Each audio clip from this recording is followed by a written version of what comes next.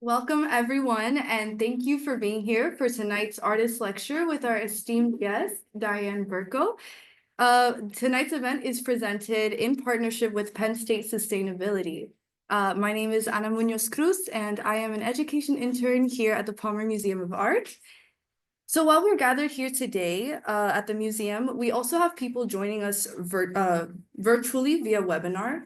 For our webinar participants, note that all tonight's speakers will be featured in the same camera/Zoom window with the name tag assigned to our featured artist. Following the artist presentation, we will also have time for a brief Q&A. So for those at the museum, we will have a microphone for the questions. And for our webinar attendees, we ask that you put your questions into the Q&A feature of the Zoom menu, and we will pass those along to the speaker. The Pennsylvania State University campuses are located on the original homelands of the Erie, Haudenosaunee, Lenape, Monongahela, Shawnee, Susquehannock, and Wajaji nations. As a land-grant institution, we acknowledge and honor the traditional caretakers of these lands and strive to understand and model their responsible stewardship. We also acknowledge the longer history of these lands and our place in that history. This acknowledgement of land was created in collaboration with the Indigenous Peoples Student Association and the Indigenous Faculty and Staff Alliance.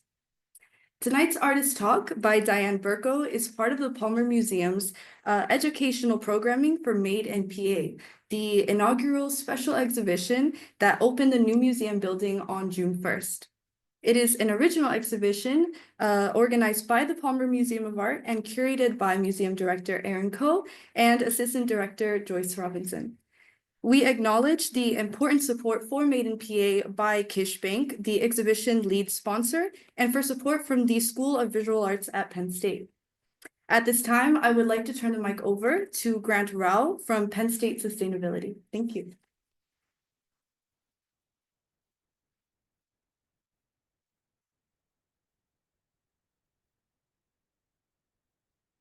Hello, everybody. Thank you so much for taking the time to be here. It is my pleasure to help welcome everybody to this event.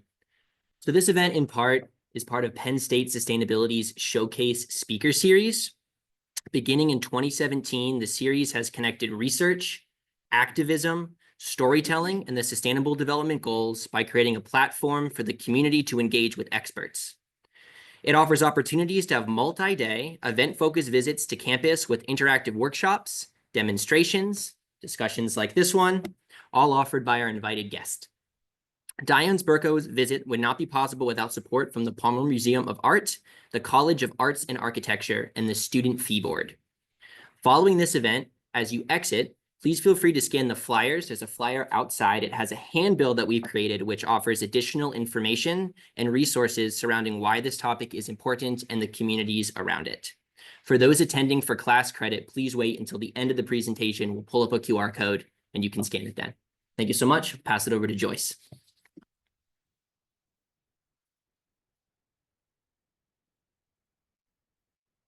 Hello, everybody. I'm Joyce Robinson, Assistant Director, and I'm delighted to see you all here tonight. Thank you for joining us. And I'd like to reiterate my thanks to Grant for helping orchestrate Diane's visit. And thanks to Penn State Sustainability for partnering with us to make this happen. And also want to thank the College of Arts and Architecture, particularly the Sustainability Council, for their support as well. Diane Burko has had a long history with the Museum of Art at Penn State, as it was known before it became the Palmer. In 1983, her monographic show titled Waterways of Pennsylvania, Drawings and Prints, traveled across the state, making appearances at the Everhart Museum in Scranton, the Reading Public Museum, the Allentown Art Museum, and the Westmoreland Museum of Art, and of course, here at Penn State. 4 decades have come and gone, and Diane's style has changed somewhat from the tonal color pencil studies that were on view in that show. But one thing has remained the same: Diane's desire to bear witness to the land and landscapes, indeed the environment around her. Based in Philadelphia, Diane Burko has become a citizen of the world, traveling from the Arctic to Antarctica, conversing with climate scientists and environmental activists, and producing vibrant, viscerally engaging work that analyzes the impact of industrial and colonial activity, in other words, the impact of humankind on the global environment. Diane has exhibited extensively, nationally and internationally, including shows at London's Royal Academy of Art, the Minneapolis Institute of Art, the National Academy of Sciences, the Phillips Collection, the RISD Museum, the Tang Museum, her alma mater, and the Wesleyan University Center for the Arts. She has been awarded residencies in Giverny, Bellagio, the one in Italy, not Las Vegas, I learned last night, and in the Arctic Circle and the Amazon rainforest. In 2011, she received the Lifetime Achievement Award from the Women's Caucus for Art, part of the College Art Association. In 2021, her major solo exhibition, Seeing Climate Change at the American University Museum, was cited in the New York Times as one of the best shows that year. Prominently featured in that critically acclaimed exhibition was a monumental painting titled Unprecedented, painted in the wake of the COVID pandemic and the accelerating climate change crisis. That painting, of course, is on view in Made in PA, and it even forms the backdrop of the banner outside announcing that show. It also sets the stage for tonight's lecture, titled Unprecedented Before and After. Please join me in welcoming Diane Burko.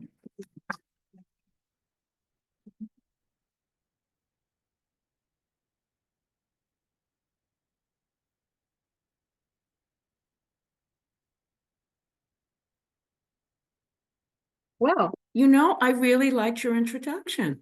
Thank you. I was bracing myself. I thought you were going to give a bit long list of everything, and I hate that.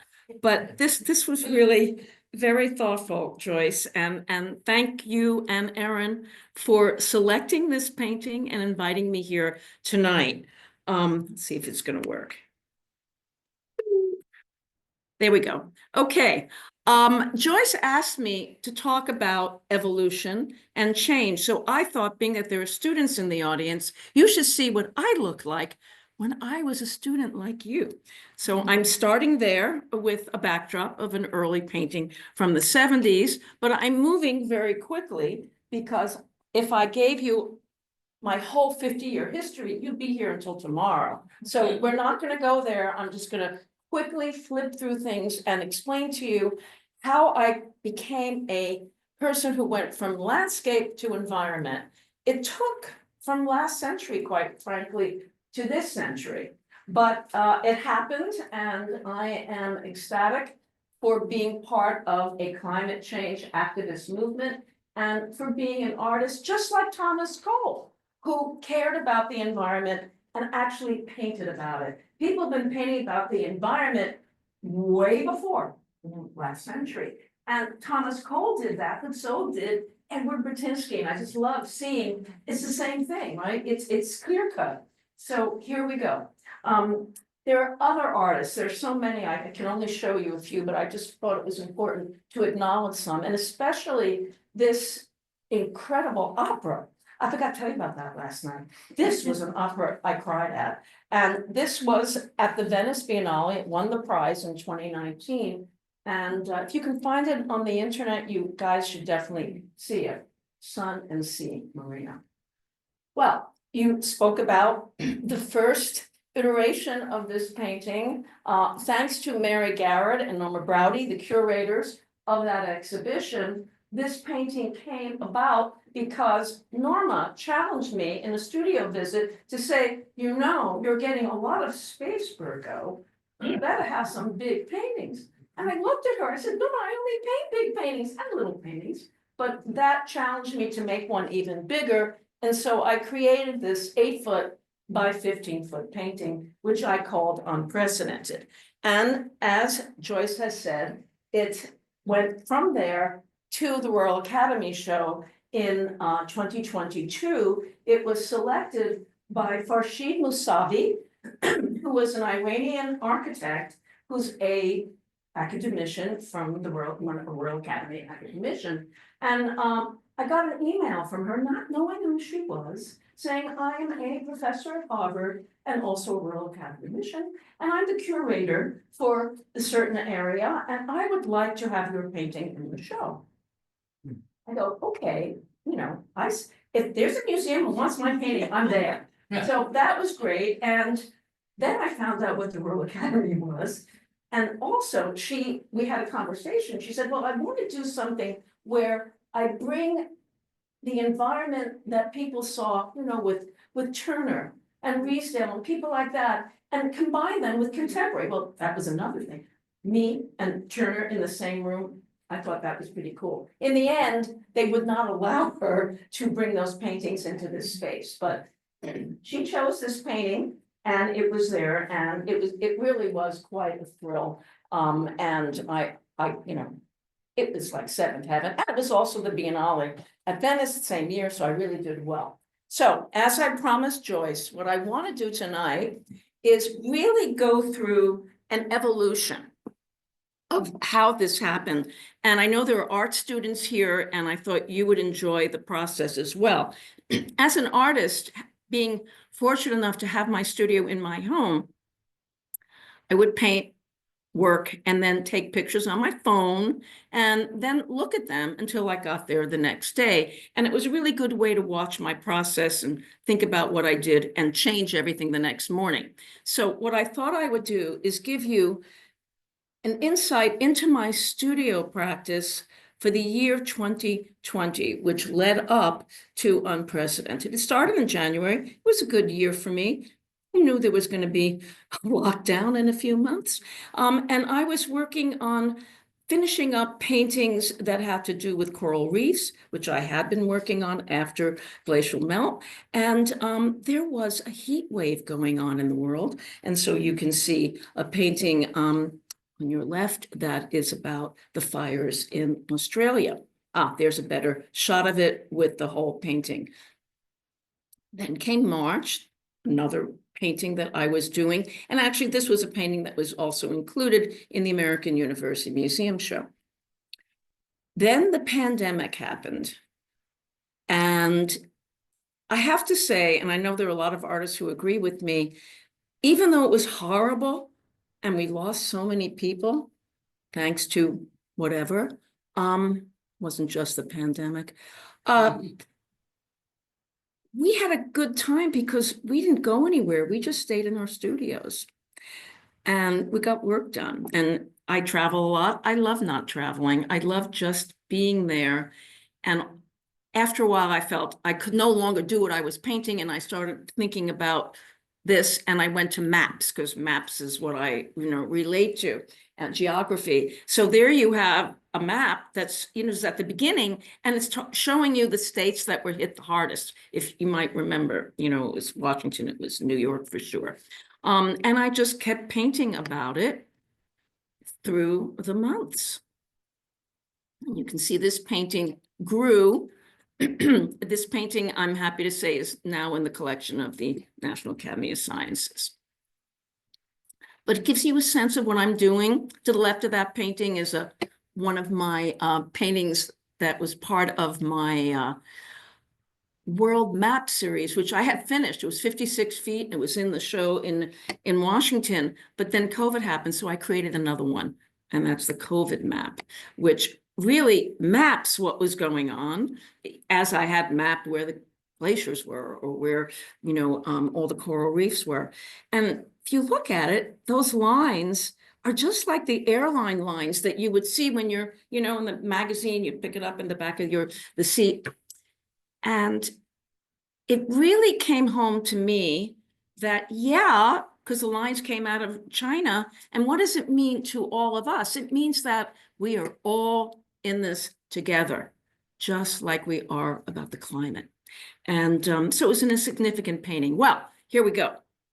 The beginning of the painting. In August, after I got that challenge and got 3 stretchers that were each 60 by 96, I started with this idea. I already had it in my head, and I started playing with it. I had the canvases on the ground, and I would put them up again. We had to actually create more pegs on top because I had never made a painting that high. But luckily I have a husband who does this stuff for me, so we just added a few pegs.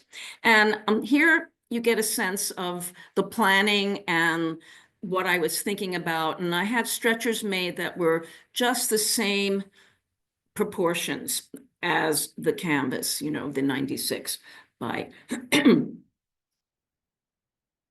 And there I am. Let me just go back. There's also a notebook. So I really was figuring things out, which one has to do when you're dealing with something this large.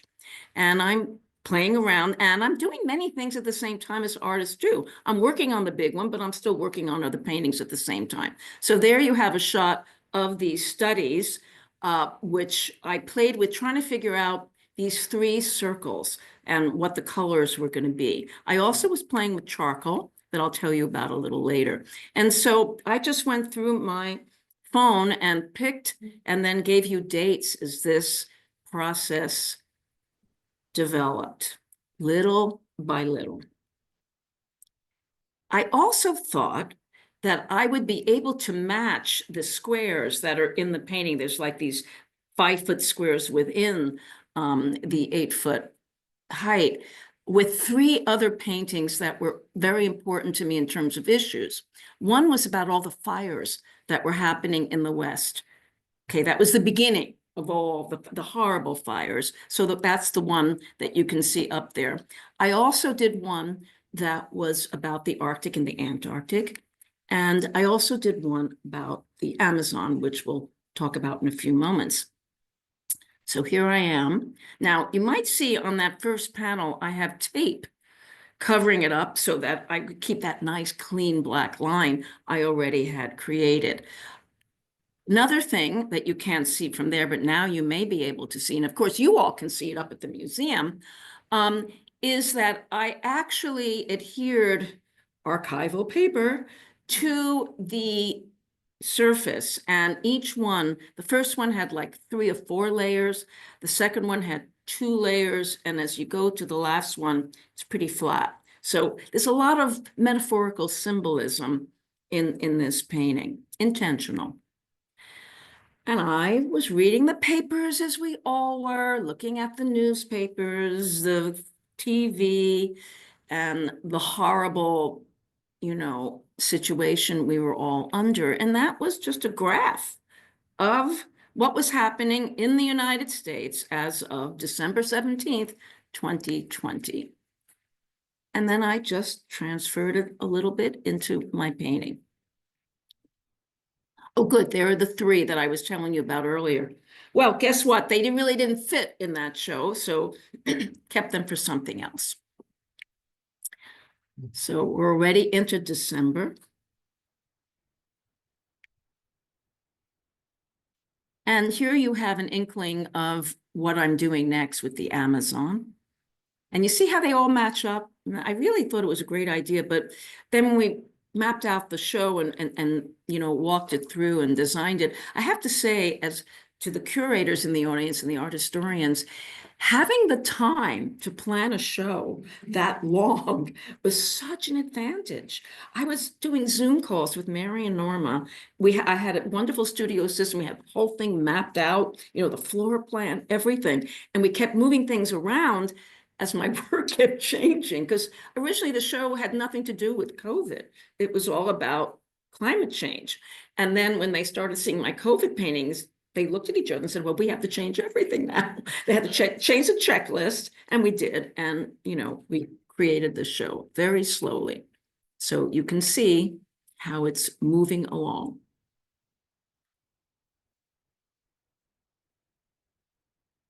Now, you might notice in the first panel, there's a little bit of blue tape still there. When you see the painting upstairs, I left some of the blue tape on the canvas. I love the blue tape, and I had a big debate with my studio assistant at that time, who the one that's now at the Chicago Art Institute. And she said, "You're going to leave it?" I said, "Yeah, I think it's really cool because it's blue and it's orange, and visually, formally, it worked." And for me, it's all about the aesthetics, even though, yeah, I got messages to provide, but it's about the aesthetics. This is another indication that, you know, is very personal to me because it's sort of about what happened after. Remember, this is before and after. And that green orb was about my thinking already about the Amazon. So it keeps growing. And I was making small paintings at the same time, playing with other ideas. Kept taking them off the wall, putting them on sawhorses, working them that way. Day after Christmas. So one of the things that was happening, let's see, I want to make sure it doesn't go to the next one. There you go. It was winter already. In the spring, we have 3 acres in Bucks County. We would be outside doing everything, gardening, doing lots of crazy art projects. But winter came and all one could do was stay in our cabin and burn wood. And it was kind of cozy, and we did that a lot. We have a lot of wood, by the way, because we have a lot of trees. So we spent lots of time in the cabin burning wood, and that wood became part of my work. It was perfect because it was talking about the same things I was interested in, the burning of the forest, right? So I brought the wood home from Bucks County and started integrating it into my paintings. This one is California Burnings. Actually, it's a collection in Joe Yolen's collection, by the way. Another one, Oregon Burning. And I was doing a series of these at the same time I was working on the larger piece.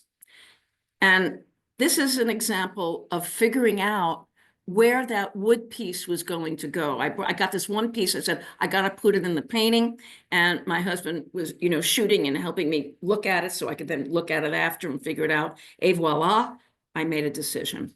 So that's the way it went. And here you have those other 3 paintings that I was speaking of earlier. And that's how the Amazon project began, because I've given you a little bit of before and the during, and now we're going into the after, which is sort of now. So I did these 3 paintings, and when I did and I thought they were very graphic, but when you look at them, there's a lot of stuff going on painterly wise. But anyway, I looked at the Amazon one, and as I was reading about it, and I realized, do you see how big that area is? It's like mind-boggling. It covers 9 countries. And it's as big an area as the United States of America from the Rockies all the way east. So that, you know, gave me pause, and I started learning, which is what I do. I'm what you call a research artist. It gave me pause and got me thinking about the rainforest. And being that I couldn't use the painting where I thought I was going to do, I added another painting to it, made it into a diptych, which then became a triptych, and used NASA images. I use a lot of imagery from science sources like NASA, USGS, Snow and Ice Center, wherever I can get them. And you see that was the 3rd one, although I kept those 2 together, really almost joined, and then that was the burning forest. And so I really got into this. This is already 2021 after the show. And this is sort of what I'm still very involved with. This was the beginning of some 20 by 20 paintings, studies where I'm playing around with lots of ideas, but also moving into the Amazon. And I can't remember if I don't remember if I show you the Madrid stuff. Some of these paintings are now in Madrid, and they're going to be in a show that opens on October 24th. So let me know if you want an invitation. You're all invited. When I say I got involved in researching, my research is with people when I can meet people.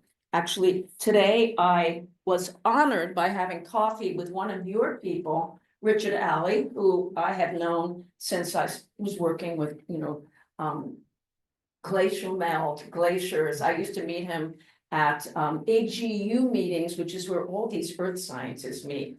And when I say all these earth scientists, I'm saying 5,000 earth scientists all meet in the Stony Center in San Francisco. Is that unbelievable? I mean, the CAA never had that.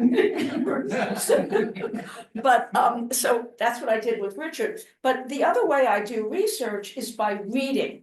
And the internet really makes reading easy. I mean, I have lots of books. I buy books constantly. I'm what you call an aspirational reader. So I go to the index, look at whatever I'm interested in. But I do have a great climate change library. But anyway, this really caught my attention.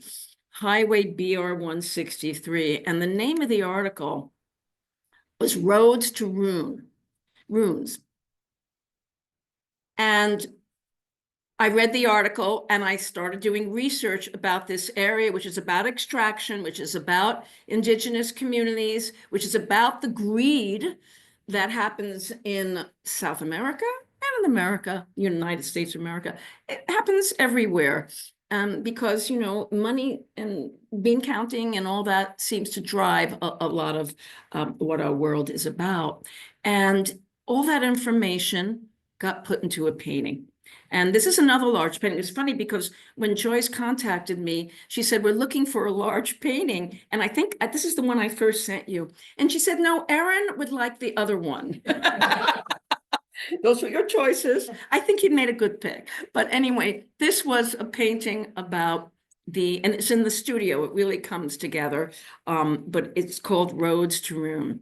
I also learned about what was going on in the Orinoco mining arc, which is in Venezuela, and it's right on the border of Brazil and Venezuela. And the mining arc has incredible ores and rich resources, minerals, and of course, it's being pilfered by outside people who are, again, destroying the indigenous culture. And the culture I learned the most about when I started studying were the Yanomami. They are the largest Brazilian indigenous group. And that's what that black shape is. That is the shape of their community. I mean, they won a great fight to have that property. So this is an installation shot from the only show so far that shows some of the work that I've been doing, which is at Towson University a year ago, more than a year ago. But that gives you, to the left of the Orinoco, you can see the shape of the Yanomami, and then the inset shows you where the actual spot is in the map. So I'm constantly integrating map, information, shape, form, color. I'm trying to do it all, right? That's the challenge. And in my studies, I got in touch with a number of people I knew. Ben Orlov was one of them. He's actually an anthropologist, but he's works in climate at Columbia University. He's a journalist as well, and he interviewed me years and years ago. We became friends. And I do a lot of, reaching out. So I called Ben, or wrote to Ben, and I said, hey, I'm really interested in getting to Brazil. You know anybody? And of course, he knew everybody. And he said, well, I actually have a former student from Brazil, and he's in Sao Paulo. And he gave me his name. He gave me some other names. And that former student turned me on to Falling Sky. I didn't know about Davi Kopenawa at that point, but this guy is a genius. And if you're interested, this is the book to read, or read excerpts from it online. So I got very involved in all issues about the Yanomami. This is an image I write in the public domain because you don't want to use an image from an indigenous society unless you are allowed to.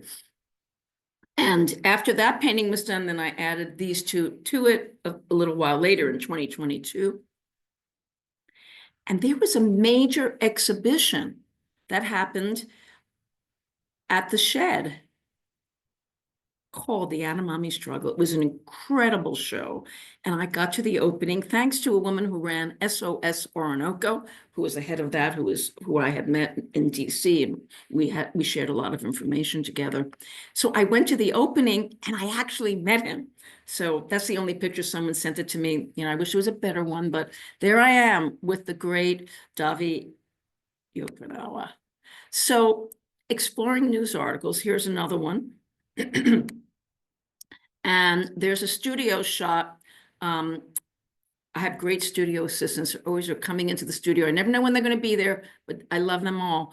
And but I put an inset so that you see that was the article that I was reading about more pilfering, more extraction, where they were using illegal routes by plane and landing. And the circles are about these different areas they were mining in that were all indigenous property. So that was the beginning of that project. And here you are, it's moving along. And they were mining gold. So I had to figure out how to do that.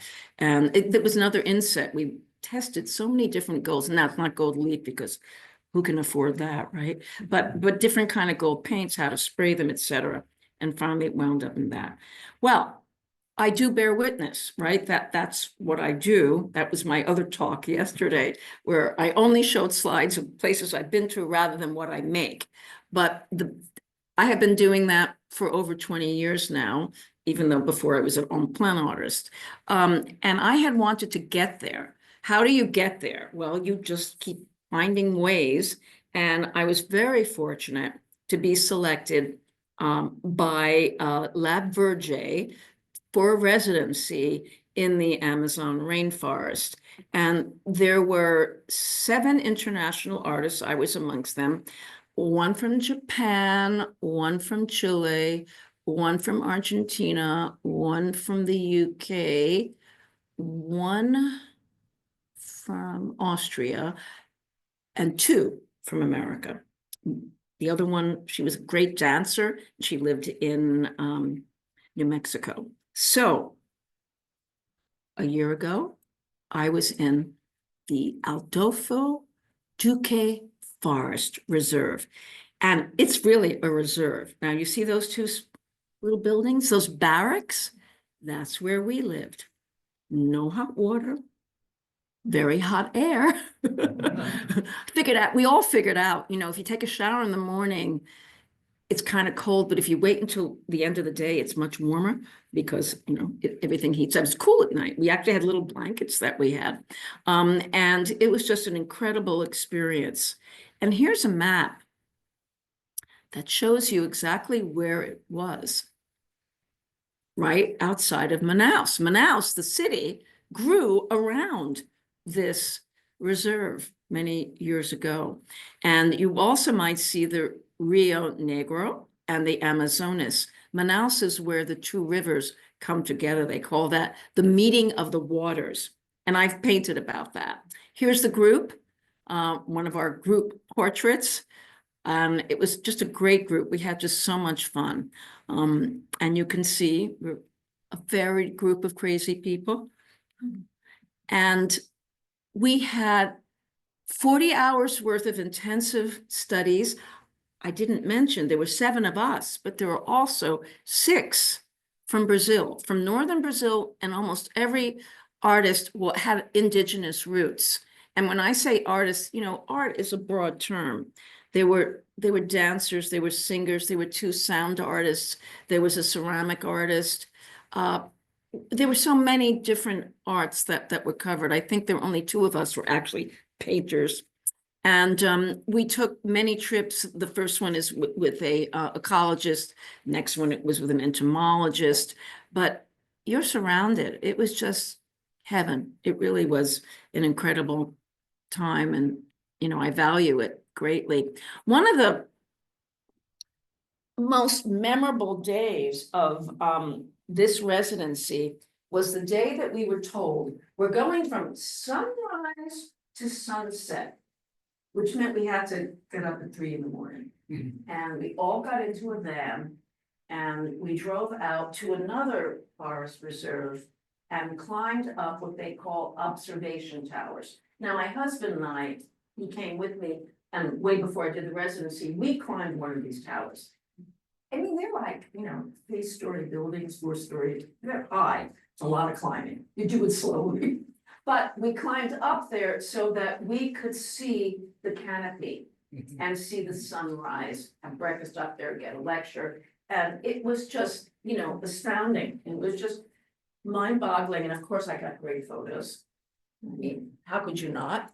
And there we are, finally up there after the sunrise, talking and, exchanging ideas.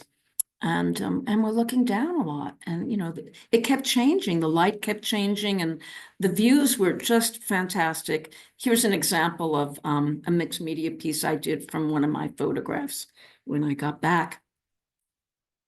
We also, the same day, got back in the van and went to a waterfall and hung out and had lots of fun, and a great lunch that we had in the van. And then we went to the third part. We were going to a place called Balbina. And my husband and I had already passed Balbina once before with a guide for the residency. And he said, "Oh, that's Balbina. You'll hear about that when you're on the residency. I'm not going to tell you anymore." So I already knew somewhat about Balbina. It was northeast of Manaus. And we arrived there, and we speak, these are some of the volunteers that we met, and the guide gave us a little bit of a background. And what we saw in the water was so beautiful. We saw what they call pink dolphins. They're really great, but they call them pink. A lot of them died during the drought a few months later. And we're innocent, and we see these kind of nice green islands, dotted in the water further away. And then we got in boats, and they tell us that we're going to the cemetery of trees. And we get into these boats, and this is what we're seeing. And then we land a while later on a spit of land. We had 2 boats, 2 pilots. One was this man who witnessed what happened. He's 60, and 40 years ago, Balbina, which was not a dam at that point. We're talking about Balbina Dam. It was one of the worst environmental disasters at that point ever in Brazil. And Brazil was under dictatorship. And the dictator, I don't remember his name, who wants to remember his name? He decided that he was going to do great things and create a dam for the city of Manaus to provide them with more electricity. Sounds like a good idea. Well, of course, a lot of graft, a lot of overpayment came into it. And when you think about it, in the Amazon, you have a dry season, you have a wet season. So in the end, only 15% added to the electrical, grid for them there. But that doesn't matter. What mattered is what they had to do was dam up the river. And the body of water they dammed up was larger than the San Francisco Bay. They had to evacuate all the people who lived there. All the animals couldn't escape. And he's telling us all this. It just was heartbreaking to hear the stories that he was. And by the way, he was speaking Portuguese, and we were getting translations at the same time. So we stayed there for when the sun came down, was shooting these dead trees. But what I didn't tell you, the reason they're burnt dead trees here, what he also told us is that after the dam happened and they all had been evacuated and lost their animals, they tried to save them, but they were already feral when they went back to save them, and they couldn't. What happened is there was a dry season, there was a major drought, and there was methane coming up from all the dead animals that were there and all the dead fish, and they caught on fire. And with the massive fire, so that's why they call it the cemetery of trees. So we are back in the boats, and we are moving back to shore. That's the dam. that's a painting that I did when I got back. I mean, part of a painting, you'll see more of it. And again, see that black? That's it. Presidente Figueiredo, that's the area where Balbina is. So it was a river, you know, and this is what happened to it.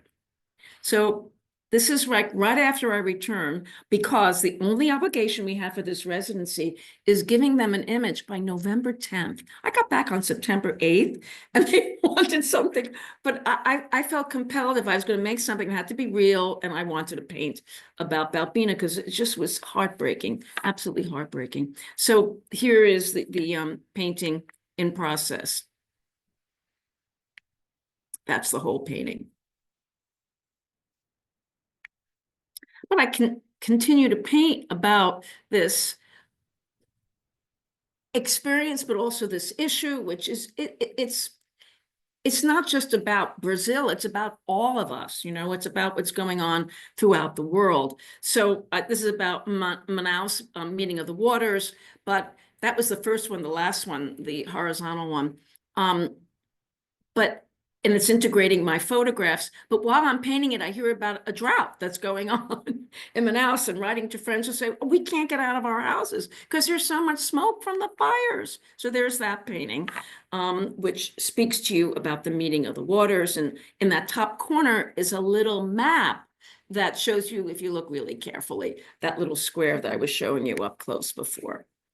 The last painting I've done before I got here is about the Amazon burning, Amazon burnt. And again, I'm integrating it with my own photographs because I do a lot of collage. And actually there was collage in your painting that's here in a way.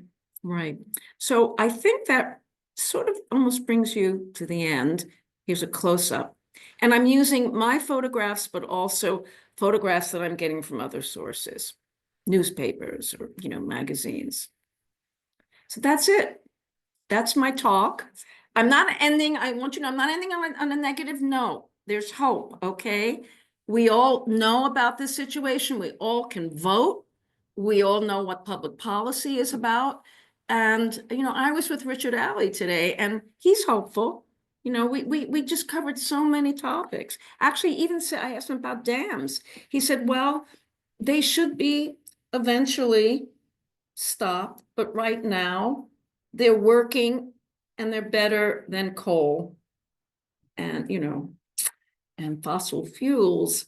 So it's good to share that with him. So you have my website, you have my email address if you want to contact me. And now I think the next slide is going to be the one, there you go. Okay, so anyone in the audience who's a student can use that code, and I am open for questions, and you better, thank you.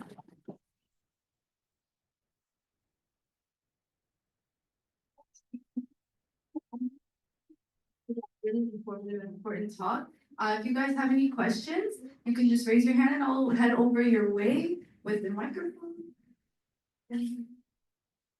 Don't be shy. I'll be very disappointed if no one has questions.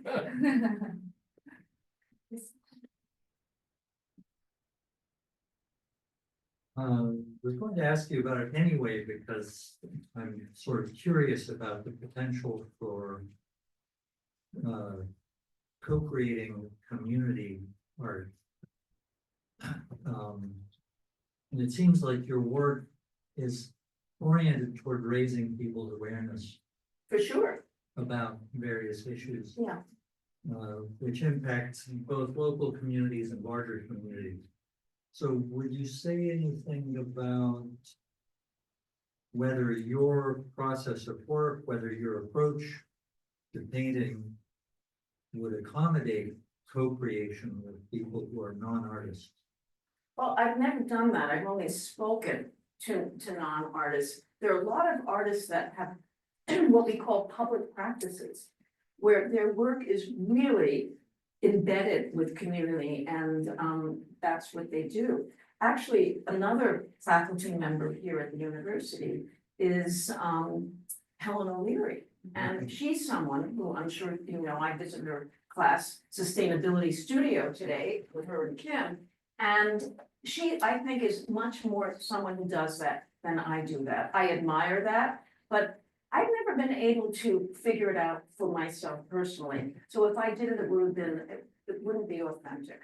So my way is what I'm doing now. And I don't have an exhibition, don't allow an exhibition unless I'm guaranteed public programming with the community. And usually when I'm at a university, I was at Wesleyan last year, and I was invited by the environmental school.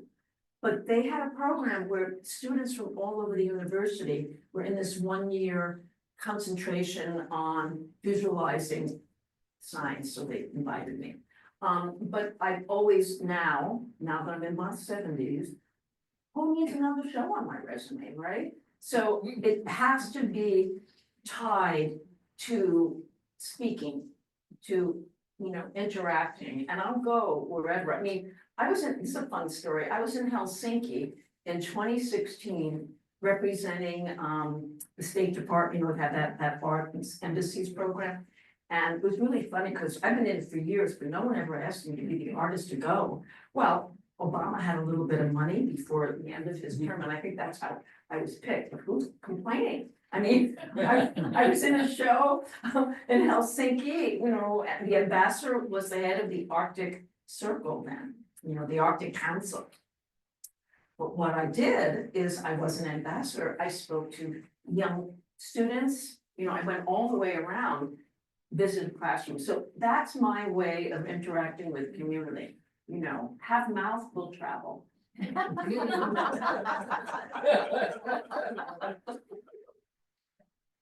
Any other questions?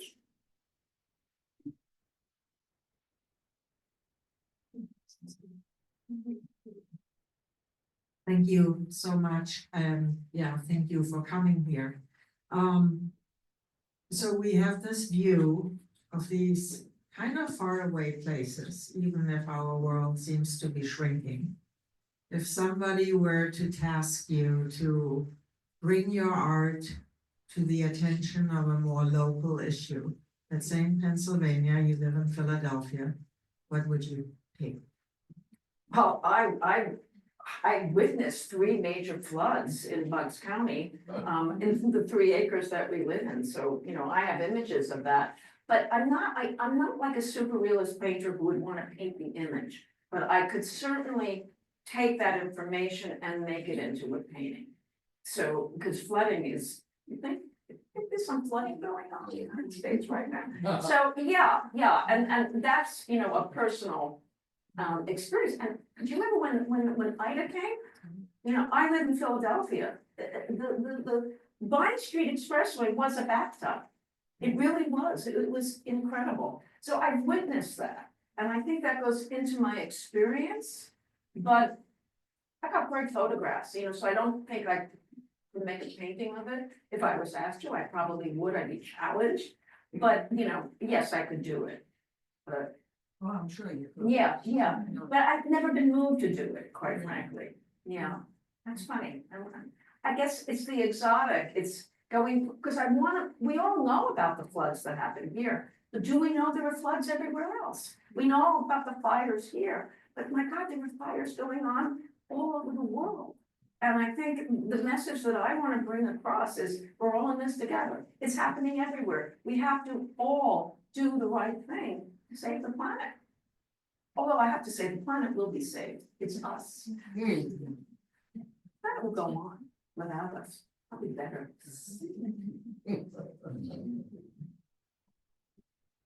Diane, can you say a little bit more about the role of beauty in your work? Because your work is seductively beautiful.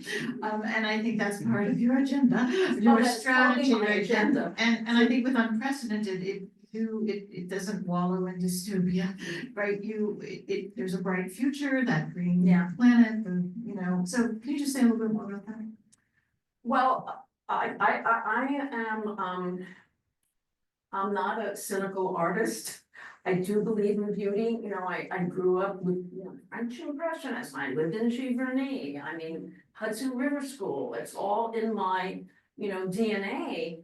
And I don't think if you're going to invite the public or someone who knows nothing about art into your world, you should hit them over the head. And I don't want to do that, you know, I can write, I can talk.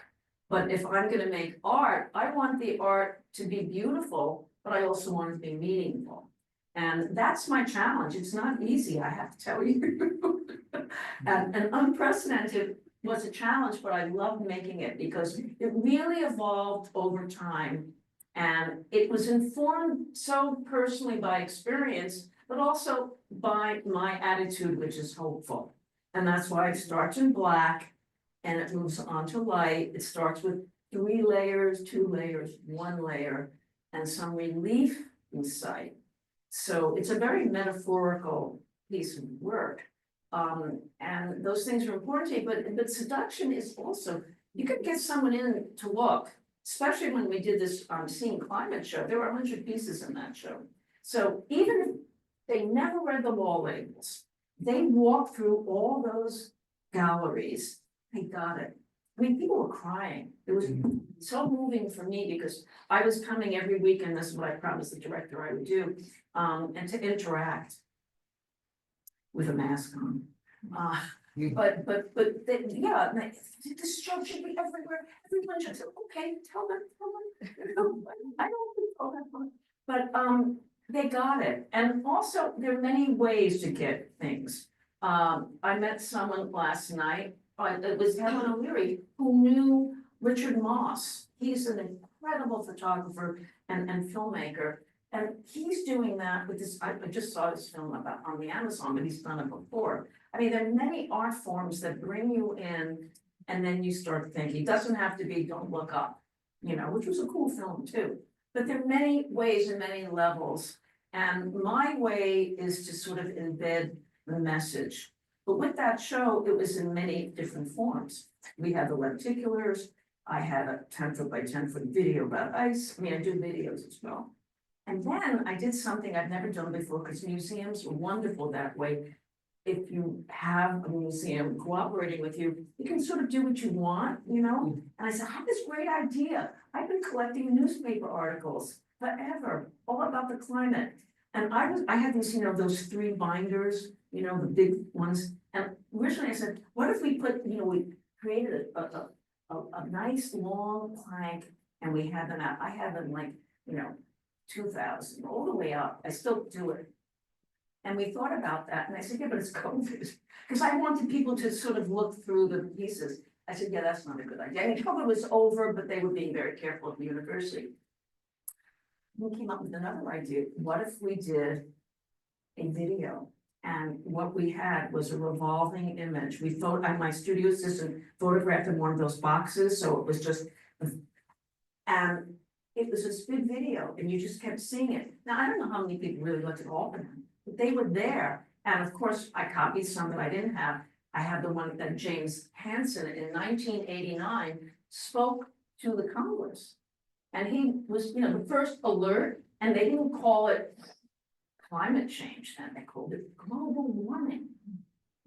Okay, so I had that article from the Times, I just went on. So there are many ways, many visual ways that you can, you know, get an idea across, but cumulative, you know, how you set up a show is also very important, the curation. So we actually have a question from one of our webinar attendees. It is, does doing your artwork help you cope with the emotion of witnessing climate change? I'm coming back up here because I think that's the only way they see me. Is that true? Okay. Oh, it's down, so I don't have to worry. Okay.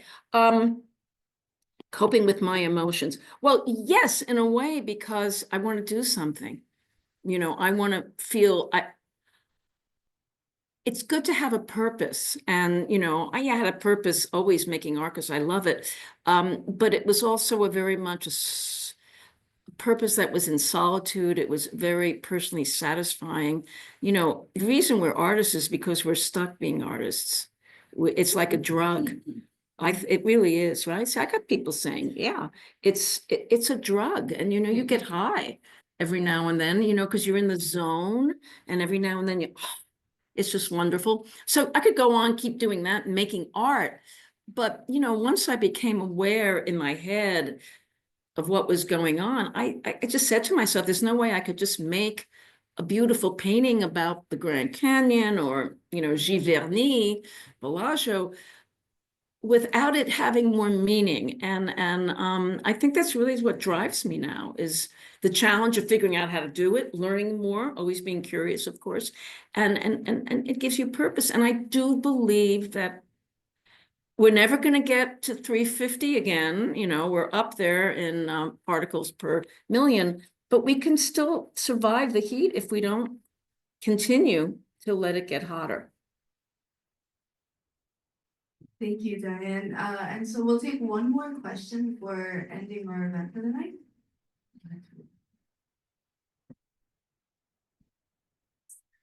Thank you. As our student, I appreciate your process today. It's very important to me. And my question is, what are your thoughts on the relationship between our materials and the climate change issues? Because as an artist, as an art student, I feel I need to throw away a lot of materials during the process. So sometimes I'm super frustrated. Thank you.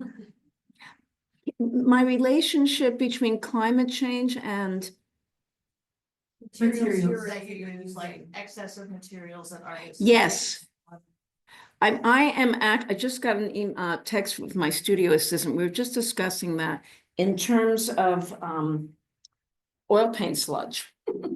What do you do with those materials? Also, I have moved from being an oil painter, which I thought was better, to being a acrylic water type painter. But hey, acrylics are plastic, so that's a problem too. And you can't personally solve all the problems. And I think one of the messages we've been fed by the oil industry is that it's up to us. If only we say, recycle better. If I do drive an electric car, but all have EVs. If we did that, no matter how much we would personally do, even when it comes to art materials, nothing's gonna happen unless we get out of fossil fuels. But it is a real issue, and I thank you for bringing it up. I'm surprised no one brought up the fact that I have a carbon footprint. Sometimes that happens, and I have a good answer. And my answer is that I haven't eaten meat in 45 years. And I checked it out with Richard Alley this morning. I said, what do you think of that? And he said, that is a good answer, but he gave me another one. Now I forgot what it was. But just to speak, well, the same thing I just said to you, basically, is that, it's not about us. That's been a message we've been fed by industry. It's about them doing what they have to do and dumping it back on our personal responsibility. I think the real personal responsibility that we have is activating everyone, is marching, doing whatever you have to do individually, certainly voting, because it all happens with public policy. Okay, that is the answer. And of course, we know how public policy is made. It's by candidates who get paid a lot. I mean, there's one candidate who brought all the oil guys into a room and said, give me $1 billion and I'll make sure nothing's gonna happen. All right, thank you so much, Very Diane. welcome. Thank you.